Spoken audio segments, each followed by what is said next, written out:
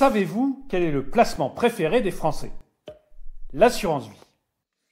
Il faut dire que cet investissement résiste en règle générale assez bien aux diverses secousses économiques et autres aléas du monde des investisseurs. Mais rappelons-le, aucun placement ne saurait être sûr à 100%. No pain, no gain. Enfin, inutile que je le rappelle, puisque c'est en fait la crise actuelle qui vient nous rappeler que les placements que mon banquier appelle de bons pères de famille ne sont pas non plus sans risque.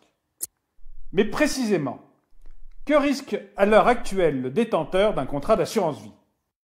Certains ont probablement déjà vu leur contrat faire les montagnes russes avant d'entamer une descente assez constante, voire désespérante. D'un rendement de 1,80 en 2018, nous n'étions plus qu'à 1,40 en 2019. D'ailleurs, les taux de rendement des contrats de fonds en euros flirtent déjà avec 0.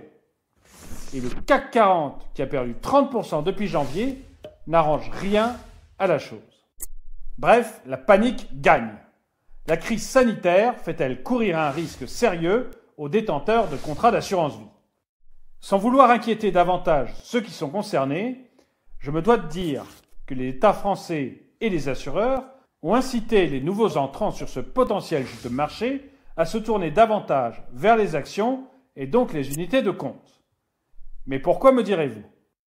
C'est que le gouvernement avait grand besoin de soutenir et renforcer le financement des entreprises.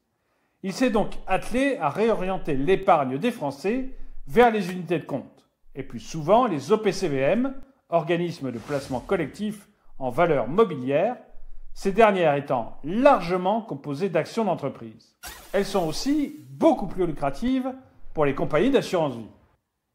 Mais pour le détenteur, qu'est-ce que cela change? Eh bien, les contrats en fonds euros, en général des obligations souveraines, sont bien moins risqués. Les contrats d'assurance vie, qui proposent des unités de compte, vont de pair avec un risque de perte de capital. Vous comprenez mieux l'inquiétude qui monte, surtout chez les nouveaux entrants, davantage concernés par ces contrats et qui ont en plus investi au plus mauvais moment. Par chance, les Français sont un peu têtus. Parfois, ça a du bon. Alors que le gouvernement a tout fait pour déplacer l'épargne vers les unités de compte, c'était notamment l'objectif à peine caché de la loi Pacte, les Français s'accrochent au fonds en euros. Une chance. Philippe Crével, directeur du Cercle de l'épargne, explique. Si on regarde les contrats d'assurance vie détenus par les Français, on est sur une proportion de 19% de part d'unité de compte et de 81% pour les fonds euros. Cela reste assez stable depuis de nombreuses années. Mais alors, que dire pour rassurer les détenteurs d'unités de compte? Si l'on tient compte du fait qu'elles sont essentiellement investies en obligataires et monétaires, l'exposition se révèle en fait minime, même sur les actions. Par ailleurs, le CAC 40 avait augmenté de 26% l'an passé. Nous venons simplement de revenir à zéro, et non pas de creuser un puissant front.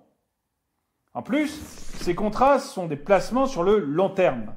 Leur fiscalité n'est avantageuse qu'en les conservant au moins 8 ans. Ce n'est donc pas vraiment le moment de faire les comptes. En résumé, on ne cède pas à la panique et surtout, on ne vend pas à perte. Au contraire, c'est le moment de tenir bon et même d'investir si vous disposez de liquidités. La stratégie paiera, mais pas demain. Alors d'ici là, ayez le cœur bien accroché.